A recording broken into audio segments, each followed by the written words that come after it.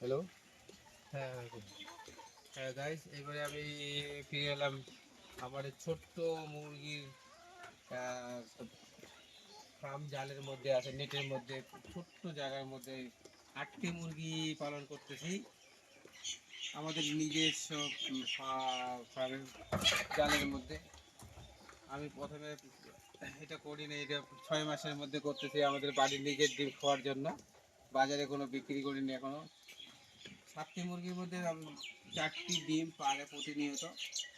তা মুরগির চেহারা এখন বর্তমান ভালো আছে। আমি কোনো ওষুধ ব্যবহার করি না, ঘরোয়া ওষুধ ব্যবহার করি। ও এই যে এইটা দেখতেছো, এটা তরমুজের পাতা। এই তরমুজের পাতা দিয়ে মুরগি যদি কৃমি হয়, কৃমি নাশ হয়ে যায়। তাছাড়া এই জিনিসটা খাই আমি, এই যে জলের সঙ্গে হলুদ মিশ্রণ করে বা মুরগিকে খাই, তাতে এটা মুরগির ঝিমাটা মানে কমে যায়।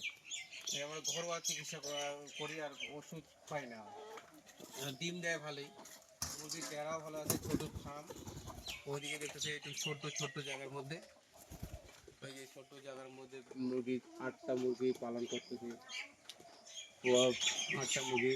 বড় ফার্ম হলে ভালো হয়, আমার জায়গা কম, কম জায়গার মধ্যে আমরা 8টা মুরগি পালন করি। 8টা মুরগির মধ্যে 4টা মুরগি আমার ভালো ডিম দিচ্ছে। এই যে ডিমগুলো দেখতেছো, এই যে ডিম এখানে এটা 2টা পারছে, এইখানে 2টা পারছে। হ্যাঁ, এইভাবে আমি পালন করতেছি বাড়ি খাওয়ার জন্য, বাজারে বিক্রি করি নি ডিম।